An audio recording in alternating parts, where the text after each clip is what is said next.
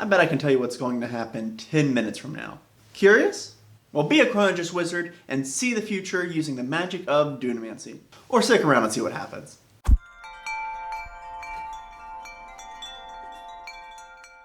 If you've seen my content before, you know that I love the Divination wizard. But I give you the only subclass that has ever vied for that spot, Chronurgy wizards. The abilities of the Chronurgy wizard for 5th edition are insane. Being both powerful, flexible, and unique allows this to be a perfect subclass regardless of playstyle.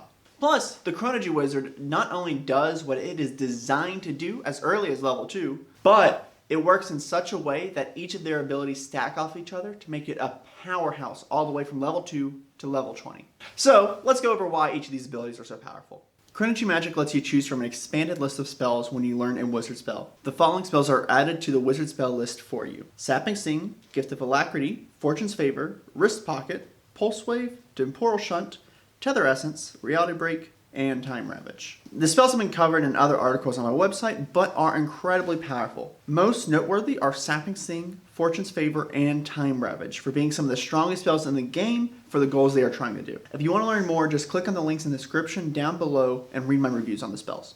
The first ability Chronurgy wizards get is Temporal Awareness. Temporal Awareness states, starting at 2nd level, you can add your intelligence modifier to your initiative rolls. I've already talked about how good going first is for a wizard in my review on War Wizards, and this is no different. Going first allows you to shut down key enemies before they can act, allow you to buff party members before it's their turn, or shut down enemies by killing them, doing significant damage when they are clustered together. In short, going first usually guarantees a higher success rate for your actions. As a result, this is a solid buff anyone will want to have. But the abilities don't stop there. At level 2, Chronurgy wizards gain their main feature called Chronal Shift, which states, starting at 2nd level, you can magically exert limited control over the flow of time around a creature. As a reaction, after you or a creature you can see within 30 feet of you makes an attack roll, an ability check, or a saving throw, you can force the creature to re-roll. You make this decision after you see whether the roll succeeds or fails. The target must use the result of the second roll. You can use this ability twice, and you regain any expanded uses when you finish a long rest. This gives any player the ability to have the lucky feat twice a day, and to be able to use this not only on yourself, but on your party as well. This increases anyone's chances to succeed an attack roll by 32%, a saving throw by 21%, or the average hard skill check by 22%. Meaning, anyone performing a crucial role for the party will see at minimum a 20% increase in their chances of success. Moreover, if you use this on enemies, you reduce the amount of damage you take from anywhere from 10 to 65% depending on level and AC, as shown in the chart. Coupled with the fact that this can be used after you know whether the roll succeeds or fails, helps ensure you do not waste these abilities. Unlike Divination Wizard, which has you use the Portent ability before you make the roll. As a result, the debate over which is better, Portent or Chronal Shift, is a hard discussion. But because Portent is a guaranteed roll, while Chronal Shift is just a reroll, Portent gets the higher rating, in my opinion, for being the best of the two abilities. Once you graduate from level 2 and make it to level 6, you get the ability of Momentary Stasis. Momentary Stasis lets you, starting at 6th level as an action, you can magically force a large or smaller creature you can see within 60 feet of you to make a Constitution saving throw against your spell save DC. Unless the saving throw is a success, the creature is encased in a field of magical energy until the end of your next turn, or until the creature takes any damage. While encased in this way, the creature is incapacitated and has a speed of 0. You can use this feature a number of times equal to your intelligence modifier, and you regain all expended uses when you finish a long rest. If Chronal Shift was not powerful enough, then Momentary Stasis takes the cake. Being able to lock down an enemy for one turn can be incredibly important in battle, especially against creatures with flying or who are about to do serious damage to you. For example, if an ancient red dragon is flying and you decide to cast Momentary Stasis on them, if they fail, they will fall to the ground taking a ton of damage, as shown in the link somewhere above by Sage Advice. Now, let's say you realize your party messed up their grouping in battle. So this ancient fire dragon has a line of sight to deal 26d6 to each of the party members. That's on average 91 points of damage, by the way. But if you use Momentary Stasis, it gives your party the time to readjust and not take that damage. On average, you can expect a monster to fail the con save 43 to 53% of the time at this level and onward. But with Chrono Shift, you can expect the monster to fail 78 to 82% of the time, netting a 25% boost to the ability's effectiveness, as shown in this chart you were looking at. This is an incredibly powerful ability that synergizes really well with the Chronurgy Wizard's level 2 ability, making this a solid boost to the subclass.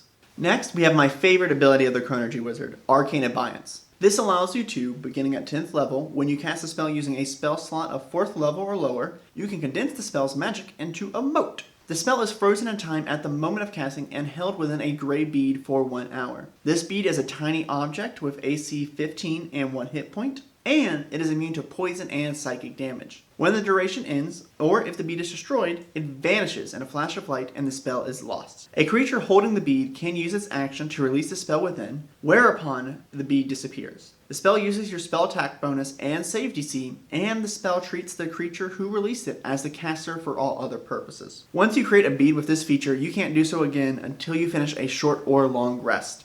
I love this ability because its ability for versatility, power, and roleplay can be very high, allowing you to seemingly create infinite possibilities with a task at hand. Need to concentrate on 2 spells? Well, use Arcane Abeyance and let you and the fighter concentrate on 2 spells at once. Or, what about casting Greater Invisibility on the party's rogue for a stealth mission? Well, now the rogue can choose when to use Greater Invisibility, thus increasing the party's success rate. These are just 2 ways to use this ability, and I could create more. In fact, here are 10 more ways you can use this ability with certain combos. Haste plus Greater Invisibility on your fighter equals high damage. Give familiars to the whole party. Condense long casting time spells like Glyph of Warding into an action. Condense ritual spells you don't have prepared into an action for when a foreseeable future arises. Pop a Lehman's Tiny Hut in battle. That's a fun one, by the way. Trick an enemy or NPC into casting a spell on themselves or someone you want. Polymorph, Fireball, and Prestidigation where they soil themselves are a few good ones. Giving enhanced ability to 2 people needing to pass a skill check. Giving any good spell to someone in a fight you aren't participating in. Get around the bonus action and main action spellcasting ruling, as you are not casting the spell but using an item instead. And getting around counter spells, same as the above, but the reasoning is explained in detail in the Temporal Shunt article linked below. But basically, you are not casting but using an item. Counter spells need to see the casting the trigger and have to know that the object is what is doing the casting. And these are just a few ways to use this. There are tons of threads out there on how to break it. My personal favorite is getting around the bonus action and main action spell limitation, as well as popping Lehman's Tiny Hut in battle. For the same reason I love Rope Trick at battle. It gives you and the party a safe spot to recover and recuperate at. Still, while its ability is incredibly powerful, its reliance on knowing the rules can make this very tricky for DMs and players alike to use, making this a tricky ability without proper knowledge. Next, we have the final ability Chronurgy Wizards have, which is Convergent Future. Convergent Future states, starting at 14th level, you can peer through possible futures and magically pull one of them into events around you, ensuring a particular outcome. When you or a creature you can see within 60 feet of you makes an attack roll, an ability check, or a saving throw, you can use your reaction to ignore the die roll and assign whether the number rolled is the minimum needed to succeed or 1 less than the number of your choice. When you use this feature, you gain 1 level of exhaustion. Only by finishing a long rest can you remove a level of exhaustion gained this way. I really like how Matt Mercer was like, I don't know if the Chronurgy Wizard is powerful enough. Let's make sure they are. It really allows me to just gush over all their abilities and talk about how good they are.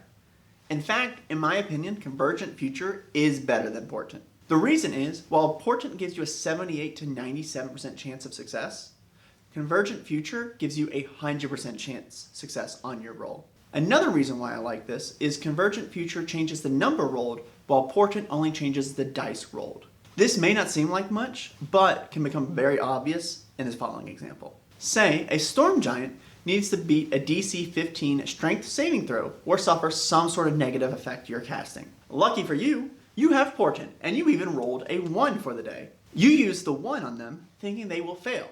But in reality, a Storm Giant has a plus 14 to their strength saving throw, giving them the 15 needed to beat the DC. Now, let's say you're a Chronurgy Wizard and you use Convergent Future on them. This ignores the dice roll and automatically gives it the lowest number, which would be a 14. Meaning, Convergent Future reduces the number below what a dice roll could potentially be. The implications of this spell is huge. meaning a DC of 1 can still be failed with the use of Convergent Future. Now, there are a few reasons why Convergent Future won't matter. For example, a rogue's reliable luck ability forces them to only be able to roll a 10, meaning that is the lowest possible number that they can roll in any future.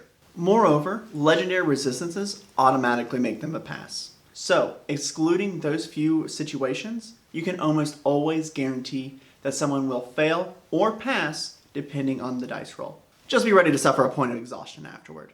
The next part of the video is going over suggestions for a Chronurgy wizard. For suggestions, there are always 3 things I recommend: race, feat, and personality. The reason why is this gives you access to see all your playstyles come to fruition and are some of the defining characteristics to building a character. For races, a high elf, halfling, or changeling are all good choices for various reasons. A high elf has great synergy with feats like elvish accuracy, as well as gaining you a huge pool of lore for your character, making them ideal for a combat playstyle. Halflings also synergize well with Chronurgist wizards due to their lucky ability and halfling feats, making them ideal for a more utility playstyle. Changelings, on the other hand, will give you a +1 to intelligence and give you a large amount of utility to work with off their shape-changing abilities, making them an ideal choice for a roleplay playstyle. Each are better in certain playstyles, but feel free to mix and match as all playstyles can be played.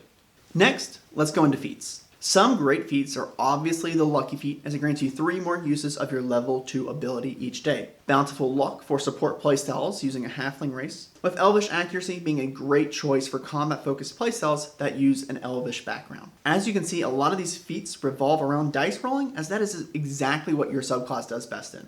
In regards to personality, it is pretty easy to go Master of Time psychic persona, but I really like the idea of playing someone similar to the Doctor from Doctor Who. They try to help others, and their ability to understand time and other magics really allows them to succeed where others fail. Throw in a tragic backstory or a fun-loving one and you are set to go on an adventure with your companions. Though, that idea could be a preference since I do enjoy Doctor Who. In conclusion, the Chronurgist wizard is the most powerful subclass for wizards out there. While not from a book that is allowed in every campaign, its ability to manipulate time, shut down enemies, and help party members in crucial moments makes this a great subclass that anyone should take a look at. Moreover, thanks to the general applications of this build, this allows for any player's playstyles to be able to shine in this subclass. That said, this class does lean a little bit more toward a combat playstyle in comparison to the Divination wizard, which leans a little bit more toward an exploration playstyle. If you are unsure what I am talking about, then I highly suggest you get my Beginner's Guide to D&D book called Character, Classes, and You, or check out one of my beginning videos on player tips. Not only does it give you great tips and tricks for building an ideal character for you, it also goes over playstyles and the importance and how to effectively use them in your game. If you enjoyed this video, like, subscribe, and I'd love to see a comment down below telling me what you think is more powerful, Chronurgy wizards or Divination wizards, and I'd love to hear why. I hope you have a wonderful day, and may all your rolls be natural.